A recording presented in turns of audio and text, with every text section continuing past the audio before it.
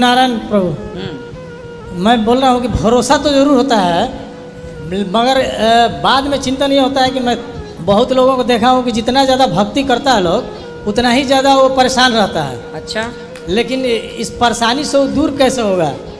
भक्ति करने वाला परेशान रहता है बहुत ज़्यादा, हम बहुत तो ज़्यादा भक्ति हम तो नहीं है परेशान। मैं तो आपको देख करके मैं नहीं कहूँगा कि मैंने आप परेशान नहीं है। नहीं, हम तो परेशान नहीं है। वृंदावन में तमाम संत रहते हैं, भक्ति खूब करते हैं, कोई परेशानी नहीं है, सब आनंद से रह रहे हैं, हर जगह हैप्पी हैं, प्रसन्न हैं। लेकिन मैं बहुत लोगों को देखा हूँ गुरुजी, वो भक्त नहीं है बेटा, वो भक्त का स्वांग रच रहे हैं जी। क्या सुदामा जी दुखी थे? दुखी तो थे, उनका पूरा परिवार दुखी था। क्या दुख था? दुख यही था कि एक टाइम का खाना भी नहीं मिलता था उनको। अच्छा, अब प्रभु की सेवा में लगे रहते थे। अच्छा, तो बताओ सारी जिंदगी तो, फिर सारी जिंदगी दुखी था, सुदामा को अंत में मिला नहीं फल? जी मिला। फिर तो परिणाम आप साल भर पढ़ते हो जी, तब ना जाके आखिरी में आपके एग्जाम होते हैं और अंक आते हैं। पहले ही दिन आप पढ़ने स्कूल गए तुरंत 100 नंबर मिल जाएंगे क्या? तो मैं ऐसे लोगों को देखा हूँ कि वो शुरू से भक्ति करते करते चले गए। ऐसा नहीं है, सुनो, उनके उनके परिवार को भी मैं देख रहा हूँ कि आज दुखित है। देखो सुदामा जी को आप कह रहे हैं दुखी हैं, देखो खाना पीना अपनी जगह है, चूल्हा नहीं जलता था सुदामा जी का, ये अलग विषय है। देखो दुखी वो व्यक्ति नहीं, जैसे आज मेरे पास खाने को नहीं है, उदाहरण जी, जरूरी थोड़ी है कि खाने को नहीं है तो मैं दुखी हूँ। भाई मेरे पास नमक रोटी है, मैं नमक रोटी खा के बहुत खुश हूँ। आज संतों को देखिए वृंदावन में फुटपाथ पर रहते हैं, 4 घर से रोटी मांग के लाते हैं, खाते हैं और खूब कृष्ण कृष्ण का जाप करते हैं। आप लोग अच्छा खासा कमाते हो जी, आप लोग अच्छे खासे घर में रहते हो, फिर भी इतना नहीं हंसते, फिर भी इतने खुश नहीं है जितना संत लोग नमक रोटी खा करके खुश हैं। जरूरी नहीं है कि जिसके पास अब रिक्शा वाला है, बेचारा दिन भर रिक्शा चला करके कमाता है, शाम को आता है बच्चों को रोटी नमक रोटी खिलाता है, चटनी रोटी खिलाता है, उसके घर रोज रोज साग नहीं बनती, उसके घर रोज रोज दाल नहीं बनती, बेचारा नमक रोटी खाता है, बच्चों को खिलाता है और खुश है। भाई जो व्यक्ति खुश है, चाहे आप झोपड़ी में हैं, आप झोपड़ी में हैं और खुश हैं, और एक व्यक्ति महलों में है और वो महलों में रह के भी खुश नहीं है, तो आप सुखी किसे मानेंगे? जो महलों में रह करके परेशान है वो सुखी है, या जो घास की झोपड़ी में रह करके खुश है? सबसे बड़ी दौलत क्या है? पैसा दौलत नहीं है साहब, ये कागज के टुकड़े दौलत नहीं है, ये जरूरतों के लिए है। सबसे बड़ी दौलत है आपके होठों की मुस्कान, आप खुश कितने हैं। सुदामा 4 दिन चूल्हा नहीं जलता था, पत्नी बोलती थी कि तुम इतने गरीब हो कि बच्चे भूखे मर रहे हैं और फिर भी कृष्ण कृष्ण का जाप कर रहे हो। सुदामा जी कहते कि अरे पगली, तुझे पता नहीं कि मुझे रोटी की चाह है ही नहीं, वो तो जरूरत है रोटी की तो ठीक है, वरना मैं तो बहुत खुश हूँ। सुदामा जी ने कभी शिकायत की कि मैं दुखी हूँ? वो तो आप कह रहे हैं कि सुदामा दुखी थे, जमाना कहता है कि सुदामा दुखी थे। क्या सुदामा ने कभी कहा कि मैं दुखी हूँ? कृष्ण के पास गए थे तो सुदामा जी मांगने नहीं गए, बल्कि अपनी हैसियत से 4 मुट्ठी चावल देने के लिए गए थे। यदि दुखी होते ना तो सुदामा कहते ना कि कन्हैया मैं बड़ा दुखी हूँ, तू मेरा मित्र है, कुछ व्यवस्था कर दे, कुछ मांग लेते ना। यदि दुखी होते तो मांगते, क्यों नहीं मांगा? भाई आपकी हमारी नजर में सुदामा दुखी हैं, पर जिसका मित्र कृष्ण है, जिसका यार, मीरा जी क्या कहती हैं? पायो जी मैंने राम रतन धन पायो, जिसके पास राम नाम का धन हो, कृष्ण जैसा मित्र हो, वो गरीब कैसे हो सकता है? वो व्यवहार की दृष्टि, आपकी नज़र से सुदामा जी गरीब हैं, पर सुदामा की नज़र में सुदामा जी गरीब नहीं हैं। जिसका यार कृष्ण हो, जिसके मित्र श्री कृष्ण हो, बताओ, जो कृष्ण के संग पढ़े हो, जो कृष्ण के संग खेले हो, जिनकी एक झलक पाने को हम लोग मर रहे हैं, वो सुदामा कृष्ण के संग पढ़े हैं, कैसे कहा जा सकता है कि सुदामा गरीब हैं? जिन सुदामा को कृष्ण जैसा मित्र मिला, कृष्ण का साथ मिला, बताओ वो गरीब हैं? अरे खाना पीना अपनी जगह है मेरे भाई, आपकी हमारी दृष्टि अलग है, सुदामा की अपनी दृष्टि अलग है। इसलिए मेरा मानना है कि वो व्यक्ति सुखी है। इस संसार की सबसे बड़ी दौलत है प्रसन्नता। आप भगवान ना करे कल को बीमार पड़ जाएं तो आप सारी संपत्ति अपने इलाज में लगाने को तैयार हो जाएंगे, मतलब कागज के टुकड़े ना बचाएंगे, आप अपने आप को बचाएंगे। आपका होना ही सबसे बड़ी दौलत है, आपकी उपस्थिति ही अमीरी है। आप अपनी पत्नी के, आपकी पत्नी के मांग है ना, सिंदूर है, मतलब आपकी पत्नी अमीर है। पत्नी आपकी गरीब तब हो जाएगी जब उसका सुहाग उजड़ जाएगा। भाई रोटी नहीं है, आपकी पत्नी से पूछना कि तू पति चाहती है कि रोटी चाहती है, वो कह देगी कि मैं एक रोटी खाऊंगी, आधी रोटी खा लूंगी, मैं पेड़ की छांव में गुजारा कर लूंगी, लेकिन सुहाग ना जाए मेरा, है ना। आदमी देखो ये तो सुख दुख है, आज रोटी है कल नहीं है, आज मैं खाया कल नहीं खाया, ये तो उतार चढ़ाव है जीवन का, यही जीवन है।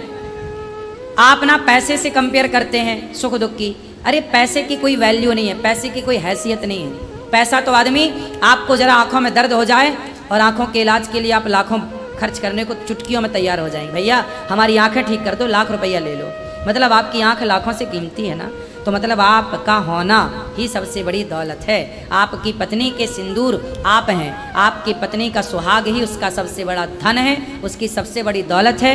रोटी अपनी जगह ज़रूरत है, रोटी कपड़ा मकान ये ज़रूरत है, होनी चाहिए सबके पास, लेकिन इससे भी बड़ी चीज आपकी उपस्थिति। बात समझ में आई कुछ? जी जी। क्या समझ में आया? समझ में आया कि ज्यादा चिंता नहीं करना है, जो कमा रहा है उतने में ही खुश रहे। और दूसरे देखो आप क्या कह रहे हैं, वो भक्ति कर रहा बड़ा दुखी है। भाई भीष्म पितामह तो इतने बड़े भक्त थे, पर बाणों की सैया मिली कि नहीं? क्यों?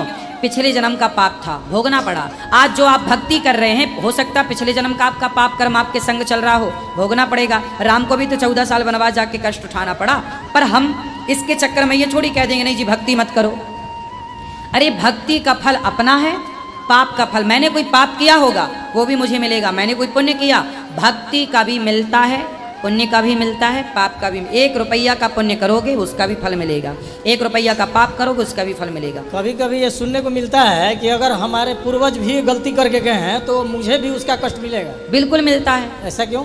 क्यों नहीं मिलेगा भाई, ये बताओ। एक मिठाई वाला था मेरी पहचान का, वो आदमी बोला महाराज जी हमारी दुकान नहीं चलती, हमारे पड़ोस की खूब दुकान चलती है, जबकि हमारा पड़ोसी घी में डालडा मिलाता है, डालडा घी मिलाता है, और मैं शुद्ध देसी घी की मिठाई बनाता हूँ। मैंने कहा क्यों नहीं चलती? अरे बोले मेरे बाप दादे इतनी मिलावट करके गए हैं, मिठाई बनाते थे पूरी नकली बनाते थे, पूरे नगर में हल्ला हो गया कि इनकी दुकान में नकली मिठाई मिलती है। अब बाप तो मर गया लेकिन बदनाम करके गया, अब मैं असली बना रहा हूँ तो कोई खरीदने को तैयार नहीं है। मतलब बाप का क्या बेटा भोग रहा है कि नहीं?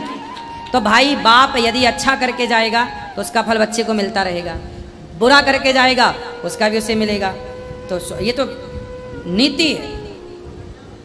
चलिए गुरु जी, मैं बहुत खुश हूँ, मैं सासाराम बिहार से आया हूँ। हाँ। मैं सोचा भी नहीं था कि आज आपसे मुलाकात होगा, आपसे मुलाकात हुआ इसके लिए बहुत बहुत धन्यवाद। आपके चरणों में कोटि कोटि नमन। गुरु जी राधे राधे। जी जी। हम पटना सीतामढ़ी बिहार से आए हुए हैं। हाँ। आपका बहुत फॉलो करते हैं, ऑनलाइन देखते हैं। हमारी वाइफ है, हमारे जीजा जी हैं, हमारी दीदी। वाइफ काहे बोलते हो, धर्म पत्नी काहे नहीं धर्म बोलते? पत्नी। गुरु जी एक प्रश्न है कि अभी नई नई शादी हुई है। नहीं नहीं। जी। कब हुई? पिछले जनवरी फरवरी में। ठीक है। जी जी। प्रश्न ये है कि आपका बहुत मतलब प्रवचन देखती है हमेशा, और हमारा मतलब दिल के अंदर से था कि कब आपसे दर्शन हो, और एक प्लान मिला। मेरे जीजा जी परिहार से आए, बोले चलिए गुरुजी से मिल के आते हैं, और दिल्ली से होते हुए हम आ गए, आपका दर्शन भी हो गया। और ये हमको एक प्रश्न है कि कभी कभी छोटा मोटा कोई बात हो, कुछ हो, तो आपस में मतलब गुस्सा हो जाती। कौन? पत्नी? हमेशा। तो पत्नी गुस्सा हो जाए करे तो मना लिया करो ना। नहीं, थोड़ा थोड़ा बात में जैसे हो उसमें भी परेशान मतलब। सुनो, पत्नियां गुस्सा क्यों होती हैं? इसलिए कि उसका पति उसे मनाए। पत्नियों को अच्छा लगता है उसका पति उसे मनाए, जी मत जी। गुस्सा हो, जी। तुम्हें घुमाने ले चलेंगे। हाँ, जी। तो ऐसा बोल दिया करो। तो आप घुमाने नहीं ले जाते? जी ले जाते बिल्कुल। तो बोले फिर कि आपसे आप दर्शन। मनाते नहीं हो?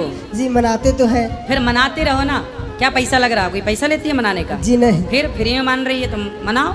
जी जी। तो मनाने में क्या खर्चा हो रहा है? सर खर्चा तो कुछ नहीं। जितनी बार पत्नी रूठे उतनी बार आप ही मनाना।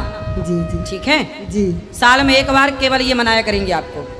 जी। साल में एक बार आप रूठा करो तो ये मनाया करेंगे। जी सर। और जल्दी मान जाया करो।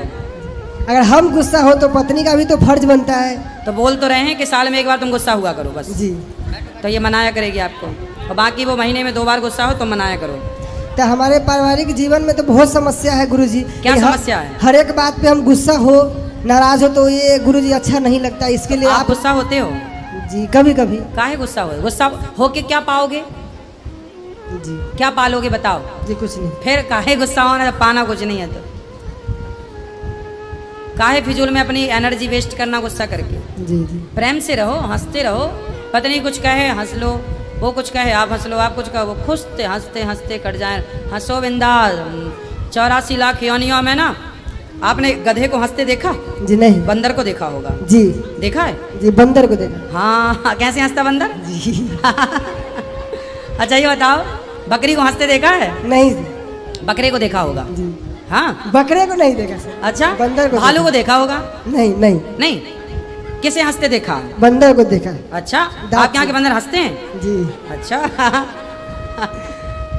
सुनो, 84 लाख योनियों में केवल मनुष्य ऐसा है जो हंस सकता है, मुस्कुरा सकता है, खिलखिला सकता है। इसलिए 84 लाख योनियों में कोई नहीं हंस सकता मनुष्य की तरह। इसलिए आपको हंसने का मौका मिला है तो जी भर के हंस लो।